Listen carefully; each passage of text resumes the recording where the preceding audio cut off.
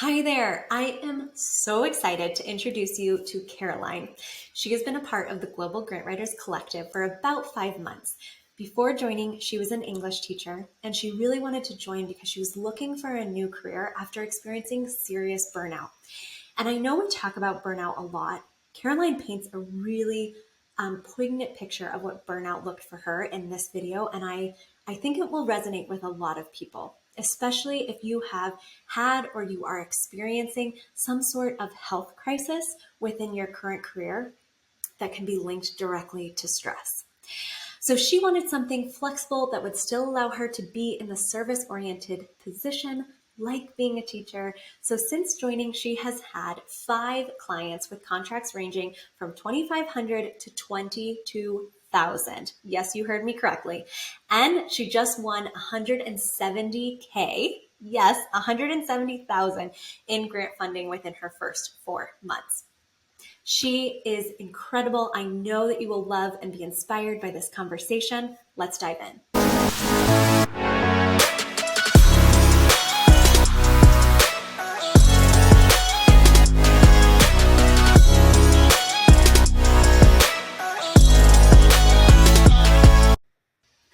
Welcome, Caroline. I am so excited to dig into your story today. Thank you so much for being willing to share it.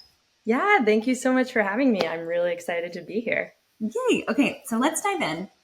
So, on this podcast that my husband and I were listening to, they were talking about this hamster wheel of life and how we just keep it going and going and going.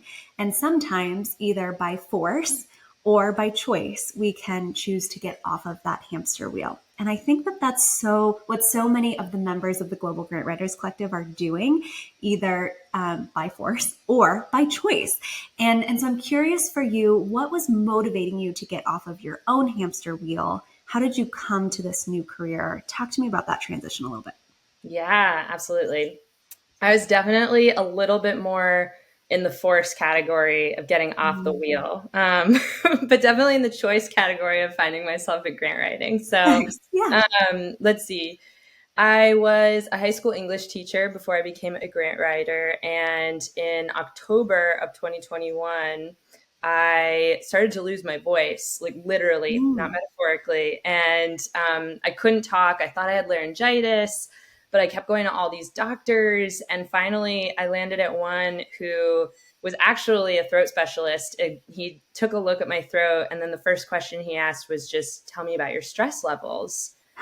And I was like, they're pretty high right now. We're like mid-pandemic and we're teaching. And my school, we were blessed that we have like a mostly outdoor campus, but it was still a lot. And teaching had already been feeling a little bit like something I wanted to, like a wheel I was interested in getting off before the pandemic. So it sort of exacerbated some of that. So yeah, he put me on 2 weeks of no talking, had me go see a voice therapist.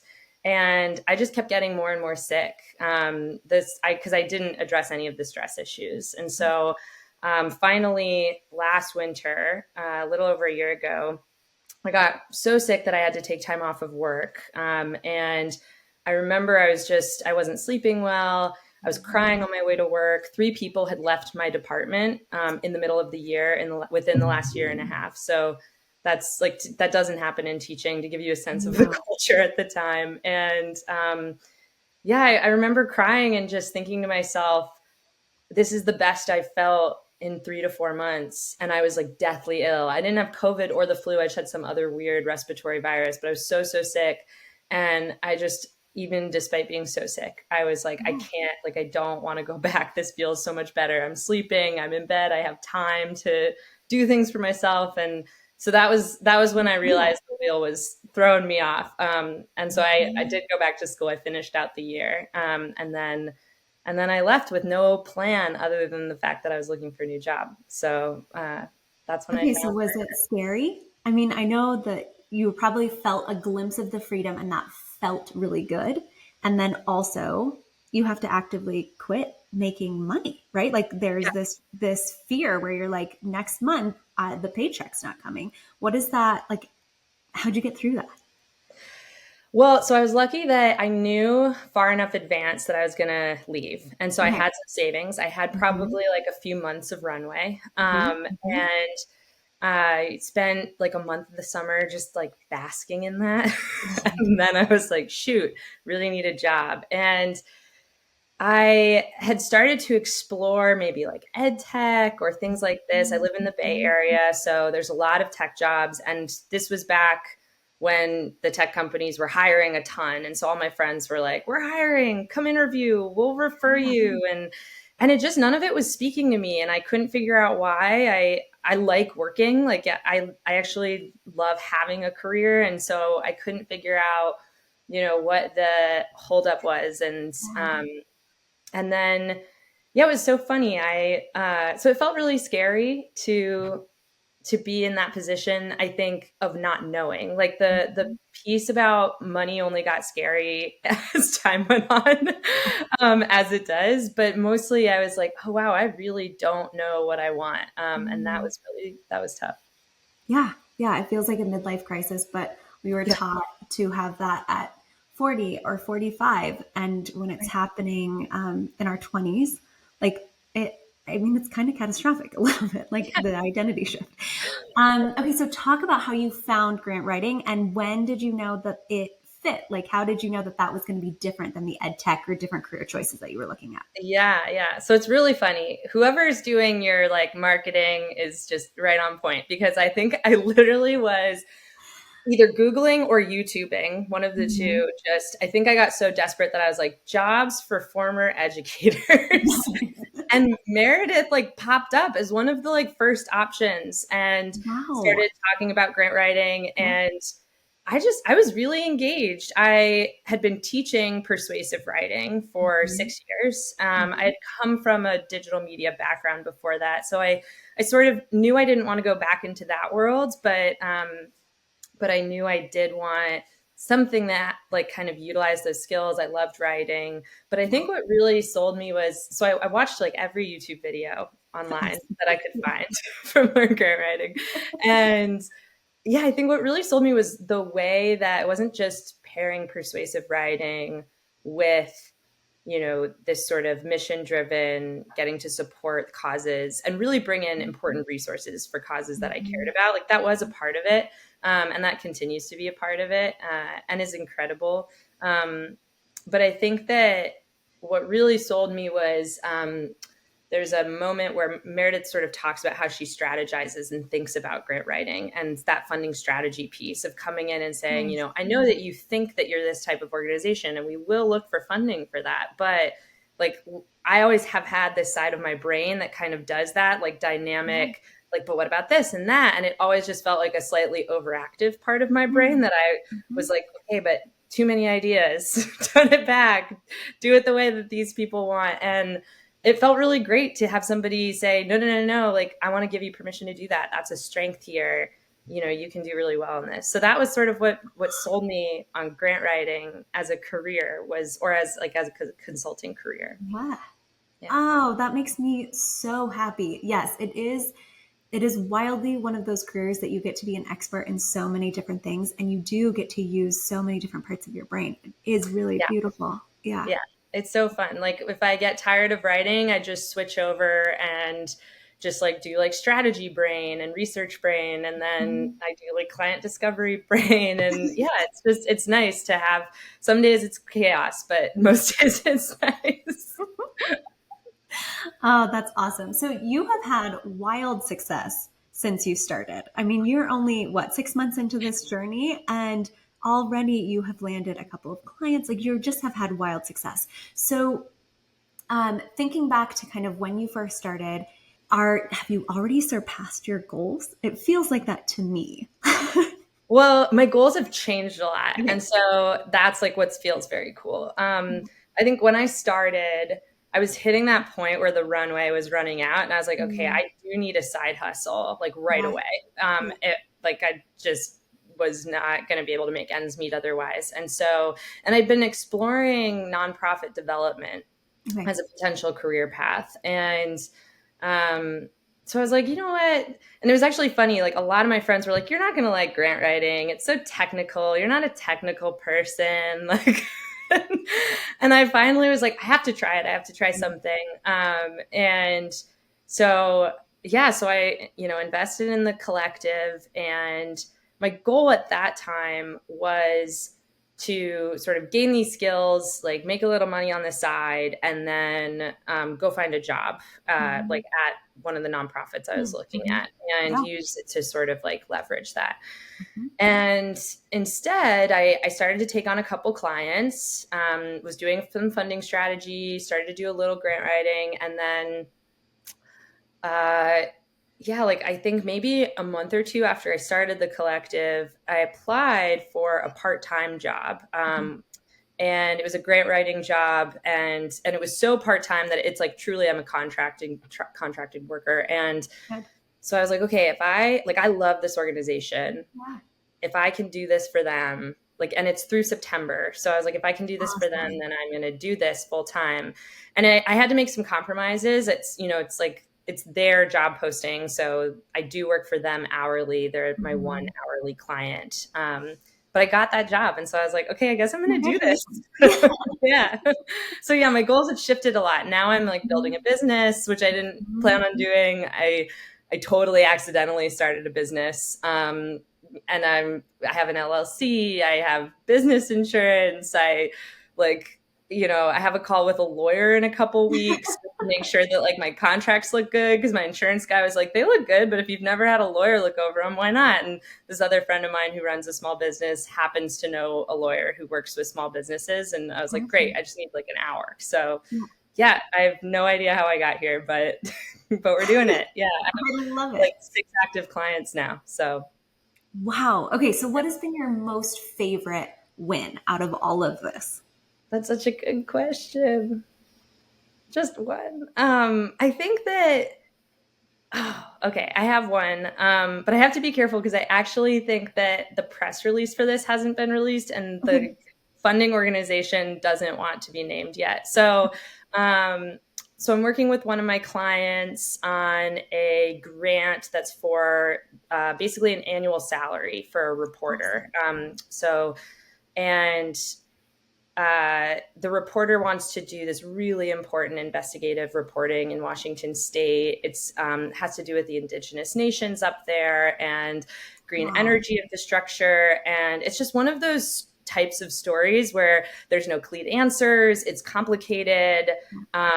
There's a lot of social justice issues wrapped up in it. There's some policy that could be adjusted, and Mhm. I jumped on this grant late with them, and I was like, oh my gosh, we have so much work to do, and this is such a competitive grant. Like, why did we decide to apply to this? Because it wasn't one that I recommended. Right. Um, and I think one out of 3 people win it every year. And from my understanding, I can't get a clean number, but like dozens of folks apply. If not, maybe like over 100. I'm not sure, Wow. but so I was like, wow, like we're putting so much work into this. They were so excited, and we sent it off. I thought we did an amazing job. Like I was so proud of the work, and that was just like a success. Like Yes, I loved it. I loved absolutely. working with the client. It was so fun, Mhm. and and then they won. Like we won, and so and it was a surprise to everyone. Like even the executive director that I work with was like, I don't know, like yeah, I think the project is amazing, but it seems like a long shot. Like it's not high odds. And so I think everyone was really excited. It felt like a big win for the organization too. So that was Wow. really, really cool.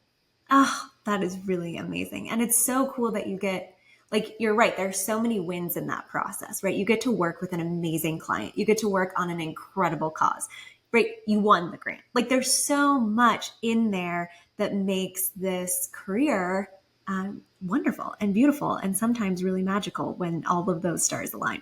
Yeah, yeah. It was special. It was very cool. Very neat. So, Hoping for more how of long those. did it take you to get your first client after joining us? Mm. So I was lucky in that I was contracting already with somebody with a nonprofit in the area doing Mhm. totally different work. Okay. And as I discovered more and more about them, I was like, you all might benefit from this. And so I started doing some work with them Wow.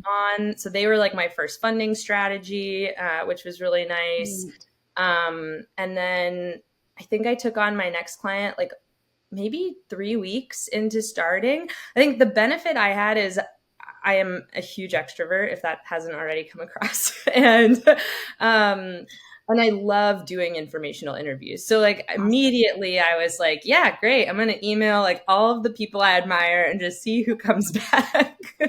So I got really lucky in that circumstance. Yeah. Yeah. Awesome. I think it's luck and using your skills and then the if you find joy in being an extrovert and an Yes. informational interview, right? Harnessing that joy, harnessing that skill and propelling it forward is really where magic happens. And I think, for so many, especially the introverts in our program, they can get intimidated by the extroverts, but they often have their most beautiful strengths in other things. So, like one of our unicorns decided to cold call people, and he felt like that was way less intimidating than sending this email out. Oh, And it worked. Like his response rate increased. And so it is about harnessing kind of what you bring to the table, what brings you joy in terms of your own skill set, and really optimizing it. So a little bit of luck, but I don't want to credit it all to luck. fair. Oh, so good. Okay. So what has been the most challenging aspect of your journey? Mm. Yeah, it shifts like weekly based on where I'm at. I think at first you get sort of these first couple clients in the door, Mhm. and you're like, this is going to work. I'm going to make this work, and then you realize how much your bills are and how much you're getting paid, and you're like, okay, I have to work a little harder than this. And there was definitely, I think many people, and I'm sure I'll experience this again, but kind of like a dry spell in between Mhm. getting my first couple clients in the door and then really getting to the place where we are now, where I'm actually I'm like either turning folks away or saying, yeah, I'd love to work with you, but we can't until I think at this point, like mid-May or June is kind of Okay. like where I'm at. And are you Um, subcontracting grant writers to help you on projects? yeah, yeah, Great. yeah. Okay. Good. Good. Yeah. Oh, absolutely. There's no way I could take on that. I should clarify that. You cannot take on 6 clients by yourself.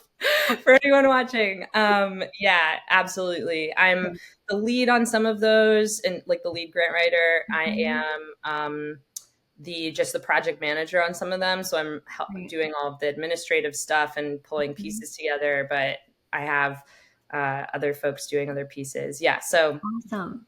definitely not. But yeah, I think the challenge changes. Now my biggest challenge is trying actually to figure out just that. I have now like a good network of subcontractors, and I'm trying to Mhm. figure out how many clients can I personally take on before I need to have somebody else who can also be like a project manager type thing. So Yes. yeah.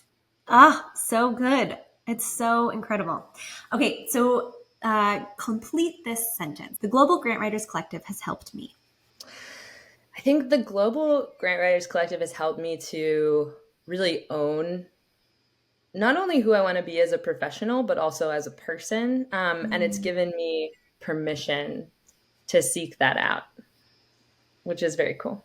Yeah. Which is so cool. So Yeah. cool. Yay. Okay, that makes me so happy. I don't even have words. Okay, rapid fire questions. What is one word to describe your dream lifestyle? Ooh, outdoors. Next vacation spot. Japan. So jealous. Hopefully. That's not a plan, but that's the dream. Winter or summer? Do you want to go ski or are you? I would love to go any time of year, but particularly skiing. So yeah, Yeah. winter. Yes. Yeah. I always thought everyone went for cherry blossom season. And now that I'm more seeped into my outdoor community, no, they all go during Yeah. winter ski. Awesome. Okay. Fiction or nonfiction? Ooh, do I have to choose? Both. If I had to choose fiction, but both. So, what are you reading right now? Oh gosh, I'm reading a lot. I am reading the last Elena Ferrante novel, which is Okay. called The Lost Child. It's a Ooh, beautiful series. translated from Italian. The Neapolitan Quartet. It's gorgeous. Highly recommend.